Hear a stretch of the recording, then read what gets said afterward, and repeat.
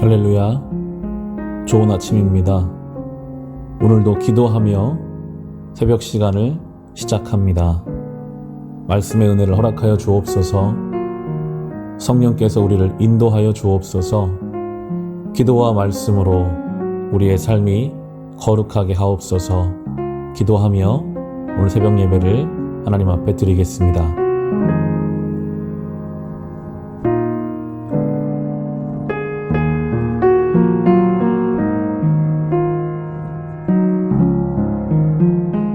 안녕하세요. 사랑하는 빛과 소금의 교회 성도 여러분, 저는 러시아와 NK에서 사역하는 이산지 선교사입니다. 오랜만에 만나 뵙게 되어서 너무 반갑습니다. 저는 오늘 주의 성령이 임하시면 선교가 시작된다는 그 말씀을 가지고 이사야 61장 1절에서 3절 말씀을 본문으로 새벽 예배 설교를 하도록 하겠습니다. 다 같이 말씀을 먼저 보면 이사야 61장입니다.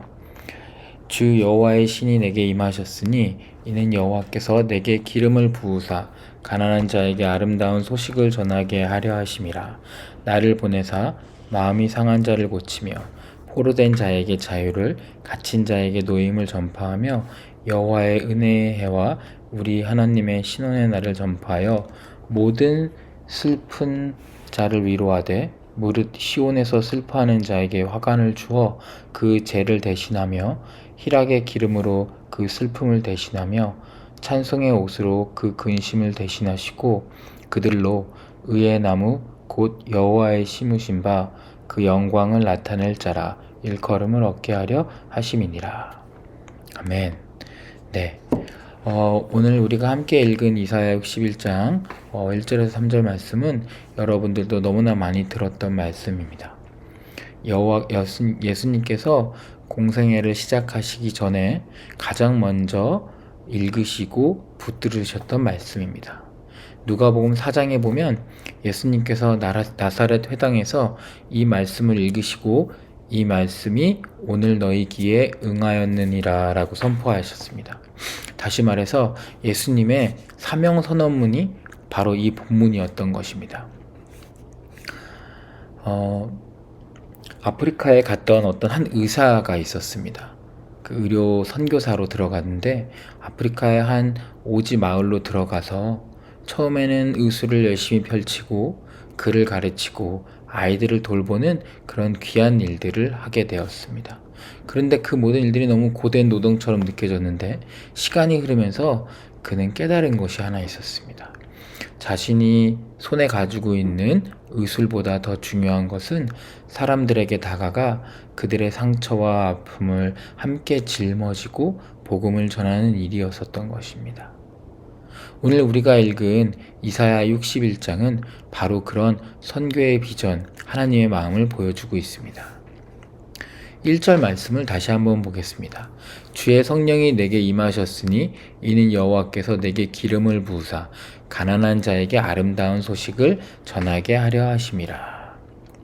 성경은 선교가 어디서 시작되는지를 분명히 말해주고 계십니다. 선교는 성령으로부터 시작한다라고 이사야 본문에서 말씀하고 계십니다. 예수님조차도 성령의 기름 부으심으로 공생애를 시작하셨습니다. 오순절 성령 강림 이후에 제자들은 두려움을 이겨내고 세상으로 나아가 복음을 증거하기 시작하였습니다. 오늘날 교회가 선교를 감당할 수 있는 힘도 이와 다르지 않습니다. 교회에서 만든 아주 좋은 프로그램과 아니면 전략들, 이런 것들이 중요하지 않은 것은 아닙니다. 하지만 진정한 선교의 능력은 성령이 충만한 데서 나온다고 볼 수 있습니다. 성령의 기름 부음이 없으면 선교는 단순한 인도주의적인 활동이 될 수도 있습니다. 그러나 성령이 함께 하시면 복음이 능력으로 역사할 수 있다고 저희들은 말씀을 통해 알 수 있습니다. 또 2절 말씀을 보면 선교의 본질을 여러 가지로 표현하고 있습니다. 가난한 자에게 복음을 전하게 하려 하심이라. 가난은 단순히 경제적 결핍만을 의미하지 않습니다. 영적으로 굶주린 자들, 하나님이 없는 삶 속에서 의미와 소망을 잃은 자들에게 복음을 전하는 것입니다.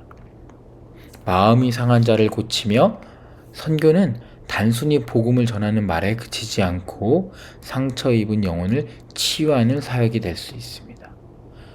마지막으로 포로된 자에게 자유를, 갇힌 자에게 노임을 선포하며 세상에는 수많은 사람이 죄와 두려움, 중독과 억압 속에서 갇혀 살아가고 있습니다.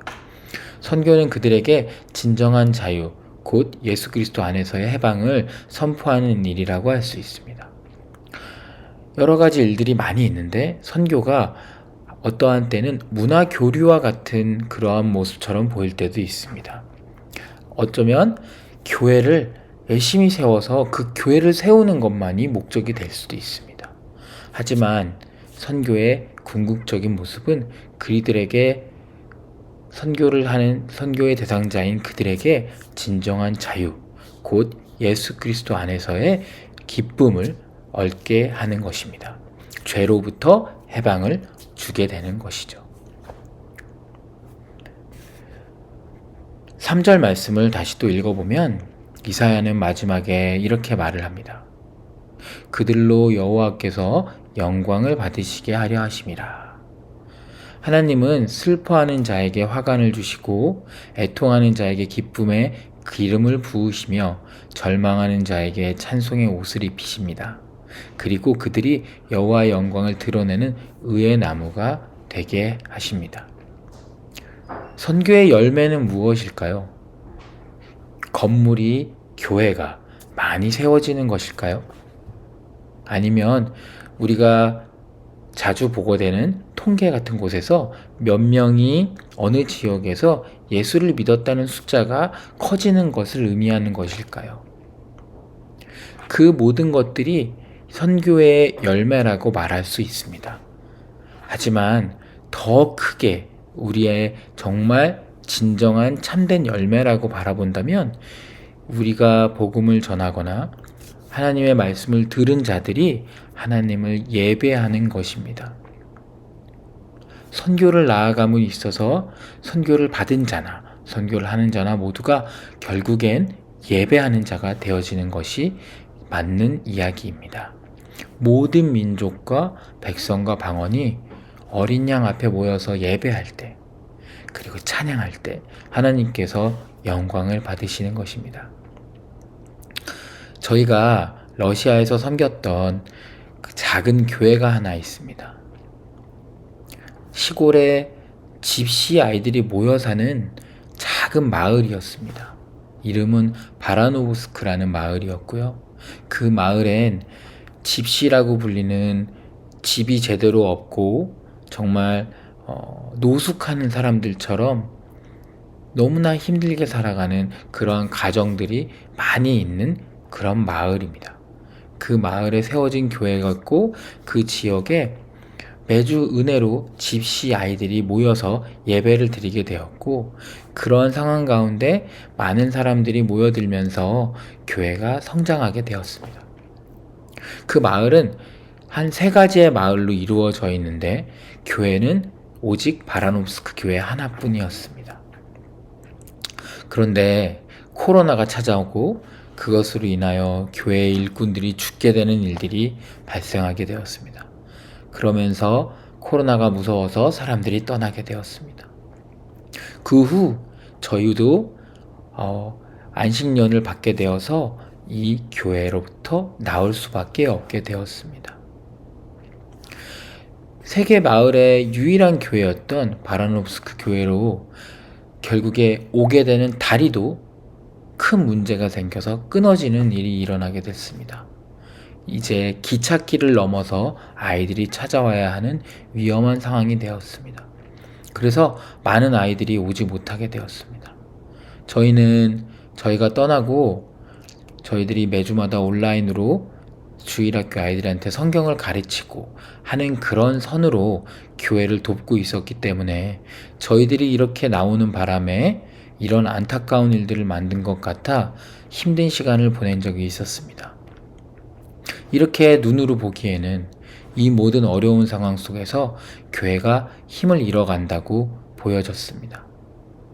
그런데 하나님께서는 우리가 보냈던 10년의 시간이 헛되지 않았다는 것을 이 교회를 통해 보여주었습니다.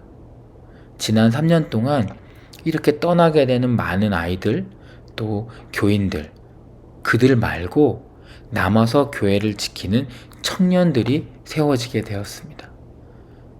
도리어 그들은 단지 그냥 교회를 다니는 것이 아니라 그들의 비전과 꿈은 신학교에 가서 본인들의 마을에 교회를 세우고 그곳에서 신앙생활을 하며 말씀을 전하고자 하는 것이 그들의 꿈이 되었습니다. 아주 어릴 때부터 저희들과 함께 신앙생활을 하였던 아이들이었습니다. 하나님께서는 이러한 열매들을 저희들에게 보여주셨습니다. 그리고 이번 여름에 저희들이 그곳을 다시 갔을 때 저희들이 머물던 곳, 그리고 저희들이 살았던 그런 곳들마다 아이들이 모여서 주중에는 기도 모임을 하고 성경 공부를 하며 주말에는 열심으로 교회를 섬기는 그 믿음의 열매들을 만나고 오게 되었습니다. 사랑하는 성도 여러분, 예수님께서 이 말씀을 붙들고 사역을 시작하셨습니다. 이사야 말씀을 통하여 예수님께서는 그 사명을 붙들고 사역하시게 되셨습니다. 그 사명은 오늘 우리에게도 마찬가지라고 생각합니다. 주의 성령이 내게 임하셨으니, 이 말씀이 오늘 우리에게도 이루어지기를 기도합니다. 성령 충만할 때 우리는 결국 선교적인 삶을 살 수 있습니다. 우리가 있는 자리, 가정, 직장, 학교, 정말 우리 주변에 있는 모든 지역이 선교지가 될 수 있습니다. 그리고 하나님께서 또 원하시고 부르심에 응답하게 된다면 우리도 열방으로도 나아갈 수 있으실 것입니다. 오늘 말씀을 마음에 새기며 이렇게 이야기했으면 좋겠습니다. 나는 복음을 전하는 선교적 삶을 살고 있는가? 하나님은 나를 어디로 보내시기를 원하시는가? 라는 그 마음의 소리를 한번 생각해 보셨으면 좋겠습니다. 주의 성령이 임하실 때 선교는 우리 삶에서 시작됩니다. 열방이 여호와의 영광을 찬송하는 그날까지 우리도 복음을 들고 나아가기를 간절히 소망합니다. 주신 말씀을 가지고 개인의 기도 제목을 가지고 교회를 위해서, 믿지 않는 가족과 친지들을 위해서, 아픈 한우들을 위해서, 나라 민족을 위해서, 또 선교지를 위해서 주시는 마음에 따라 함께 기도하며 오늘 예배를 마치겠습니다.